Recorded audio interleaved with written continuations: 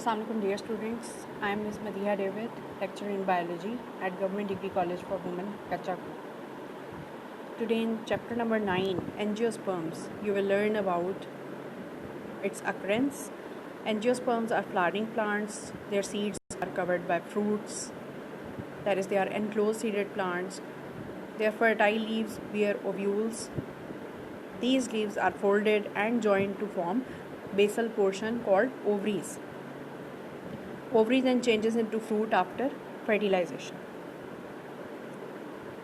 There are 235,000 species of flowering plants. Angiosperms are out of 360,000 species of known plants. They are heterosporous plants, that is, they produce different kind of spores. They are the most successful plants on the earth. Characteristic features are they produce flowers, fruits and seeds. Now the angiosperms, these are the largest group of plants in the world and are found in all type of climates. They produce reproductive structure, that is flowers. Their angiosperms part of flowers, sepals, petals, stamens and pistil or carpel. Sepals, which are green in color, they protect the flower before it opens.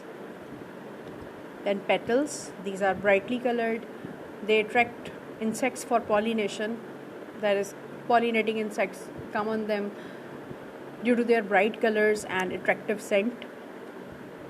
Male parts of flowers, stamens, these are the male structures of flower and they are made up of two parts, anther and filament. Then comes anther. It is the top part of stamen and it makes pollen grains. Then comes the lower portion, filament. This is the stalk of the anther. Now come female parts. Pistil or carpel is the female structure of flower and has three parts, stigma, style and ovary. Now flower parts, female, stigma.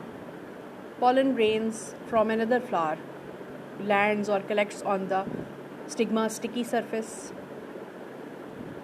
In style, it is long tube-like portion and it raises the stigma away from the ovary. In female parts, ovary protects the ovule eggs. Once fertilization has taken place, then ovary changes into fruit. Plant reproduction. Plants' reproductive structures as cones of gymnosperms. Female cones contain the ovules, which contain the egg cell. But in case of male cones, they contain pollen, which are like sperm cells. Angiosperms, there are flowers. Female part, is pistil or carpel, and male part is stamen. Then comes pollination, that is transfer of pollen grains. Insects visit flowers. Why? To search for nectar, juice or fluid, their food. Flowers use the insects for their own purposes like pollination. Then comes fertilization. The pollen grains travel through the style to the ovary where the pollen joins with the ovule. This is called fertilization. Now the most important characteristic of angiosperms is double fertilization. Its definition is the fusion of two male gametes with two cells simultaneously is called double fertilization. It is a very special process and characteristic feature of angiosperms. The pollen tube grows down through the style.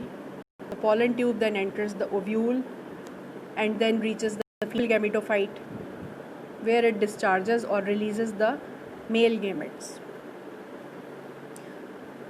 In double fertilization, one male gamete fuses with the egg to form a nucleus called zygote nucleus.